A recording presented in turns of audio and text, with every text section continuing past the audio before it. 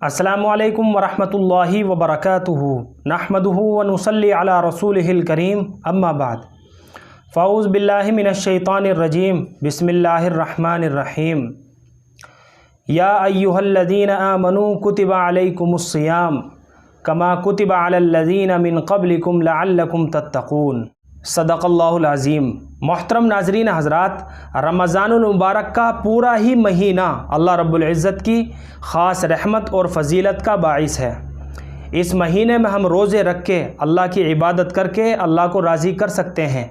और जैसा कि अल्लाह रब्बुल इज़्ज़त ने अपने कुरान करीम के अंदर भी इरशाद फरमाया कि ये रोज़े तुम पर इसलिए फ़र्ज़ किए गए हैं रमज़ानुल मुबारक के, ताकि तुम मुत्तकी परहेज़गार बन जाओ, तुम्हारे अंदर तक़वे वाली सिफ़त पैदा हो जाए।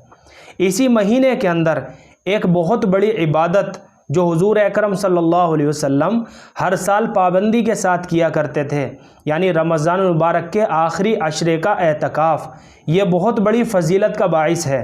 रमज़ान के आखिरी अशरे का एतकाफ़ ये सुन्नत मुअक्किदा अलल किफ़ाया है। ये ऐसी सुन्नत है कि अगर महल्ले वालों में से कोई एक भी कर ले, यानी एतकाफ़ में बैठ जाए, तो सारे महल्ले वालों के सर से बोझ उतर जाता है, कोई भी गुनाहगार नहीं होता। और अगर महल्ले वालों में से कोई भी ना बैठे एतकाफ़ के अंदर, तो सारे महल्ले वाले गुनाहगार होते हैं। इस एतकाफ़ की फ़जीलत इतनी बड़ी है जिसका हम अंदाज़ा भी नहीं लगा सकते। एक रिवायत में रावी हज़रत इब्न अब्बास रज़ी अल्लाह तआला अन्हुमा हैं, फरमाते हैं कि रसूल अकरम सल्लल्लाहु अलैहि वसल्लम ने इरशाद फरमाया कि जो बंदा अल्लाह की रज़ा के लिए खाली एक दिन का एतकाफ़ करे, तो अल्लाह रब्बुल इज़्ज़त उसके और जहन्नुम के दरमियान 3 खंदकों को आड़ बना देते हैं। और एक खंदक की मसाफ़त आसमान और ज़मीन की दरमियानी मसाफ़त से भी ज़्यादा चौड़ी है। और एक रिवायत में अल्लाह के नबी ने फरमाया कि जो रमज़ानुल मुबारक के आखिरी अशरे का एतकाफ़ करे, तो अल्लाह रब्बुल इज़्ज़त उसको 2 मकबूल हज और 2 उम्रों का सवाब अता फरमाते हैं। सुबहान अल्लाह। जब एक दिन के एतकाफ़ की ये फ़जीलत है, इतनी बड़ी फ़जीलत है, तो रमज़ानुल मुबारक के आखिरी अशरे के एतकाफ़ की क्या फ़जीलत होगी।